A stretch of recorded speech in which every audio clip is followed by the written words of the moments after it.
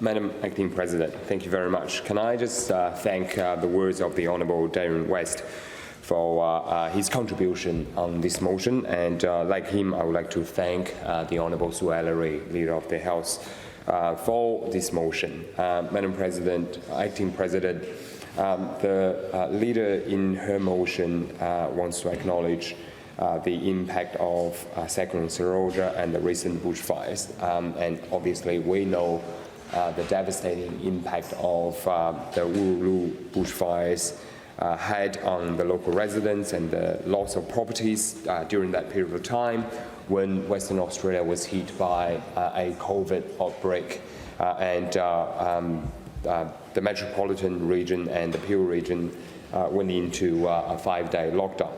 Madam Acting President, I also want to acknowledge the bushfires took place in the early part of the year in the Kwinana region and also in the agricultural region as well.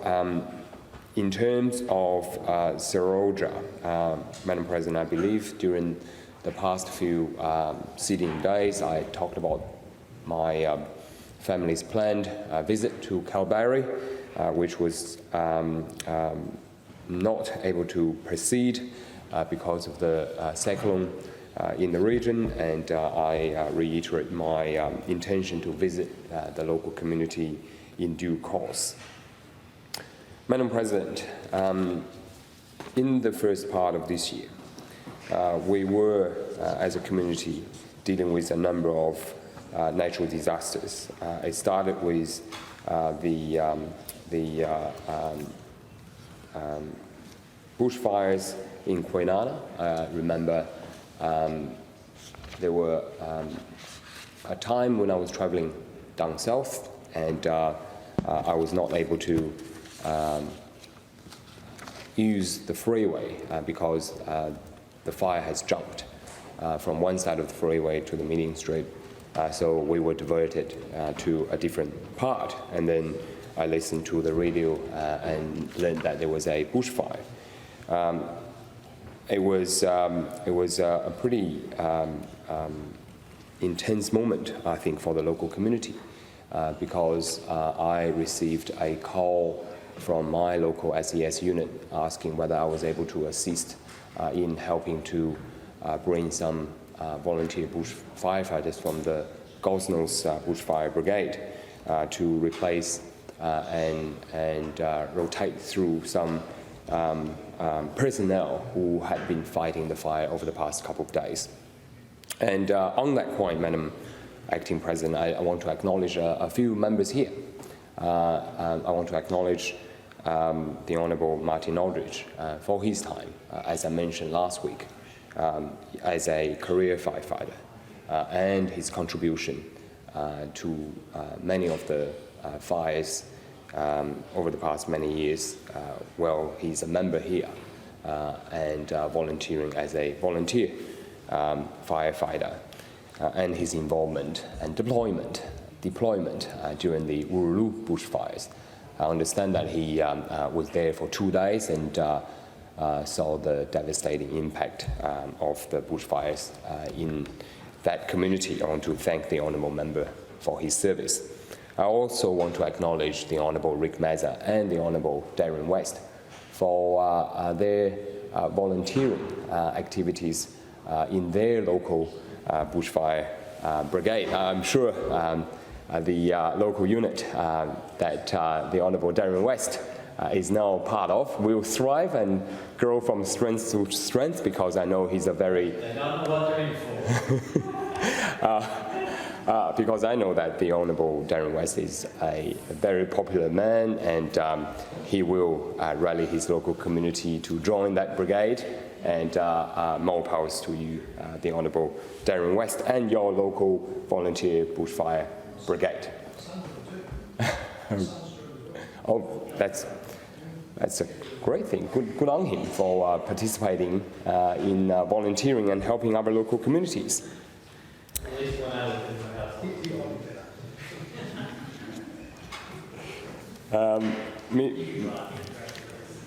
I hope Hansa is able to capture all these wonderful interjections, and I do welcome them. Thank you very much, members. Madam Acting President, I want to just touch on the Uluru bushfire. When we went into lockdown on the 31st of January, I was about to go into an event held by the Chunghwa Association for the homeless members of our community in that region. And I met with the Lord Mayor and a number of councillors, I think, and we were waiting for the Premier to make an announcement. And after we gone into lockdown that evening, I think the day after, actually, the Uluru bushfire started. It was a twin natural disaster we had to deal with as a community, as a state, and the impact, obviously, on people was significant. So on the 1st of February, the fire started in Uluru, which is an area 45 kilometers northeast of Perth, and also that was in the Shire of Mandarin. By the 2nd of February, the bushfire spread to other neighboring regions, such as the Shires of Chittering and the Shire of Chittering and the Shire of Northern and the city of Swan. And the fire progressively getting worse, and the state government was responding as well. So on the first day, there were some reports of houses being destroyed as part of the bushfire. I think at that stage, by the end of the first day, it was 7 houses reportedly were destroyed. On the second day, the situation was getting a lot worse, and by the end of that day, some 59 houses were destroyed. On the third day, which was the 3rd of February, because of the spread of the bushfire, the RAAF base Pierre was not under direct threat, but was evacuated to the extent of non-emergency personnel to manage the airbase for bushfire air support. And I've been to that base a number of times, and I know how important that base is to Western Australia. And so the bushfire was not, the impact of the bushfire was not restricting to the civilian world, but also to many other areas of our lives as well. By the 4th of February, some 500 firefighters were involved in fighting this fire, and that's where I think the Honourable Martin Aldridge was one of the 500 firefighters involved in that process.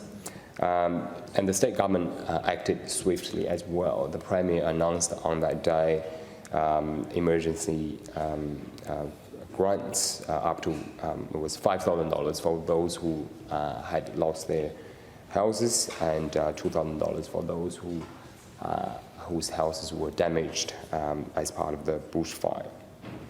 And very, very fortunately, that the bushfire started to reduce, and by the 6th day, the Defence Commissioner Darren Clam announced that we, as a state, able to contain the bushfire, and they were downgrading it.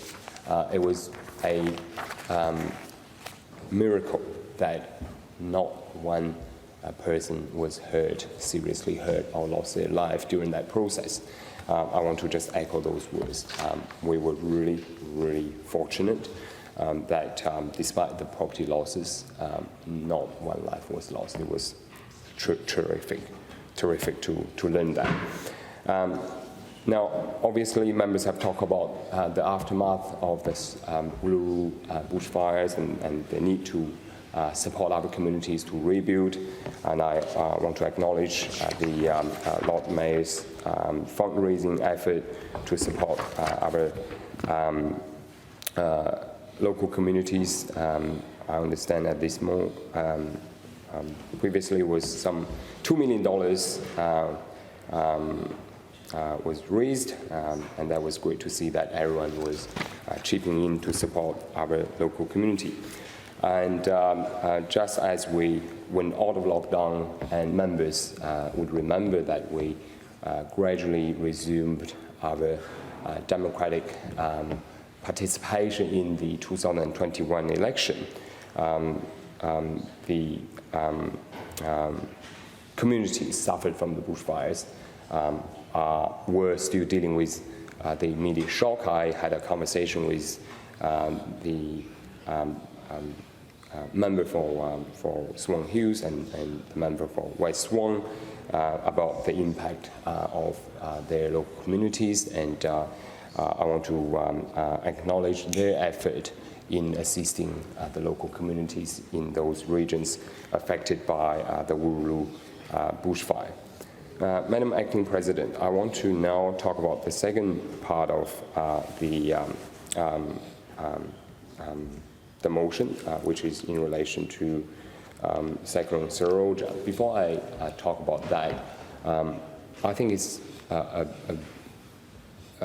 very timely motion, given that on Wednesday next week is the annual Wear Orange Wednesday day. That's a day to acknowledge and thank our emergency personnel for their contribution, and I think it's a timely motion to have a debate today to acknowledge and thank our emergency volunteers and personnel for their service to our state. Now I'm going to turn to Cyclone Seroja. Madam Acting President,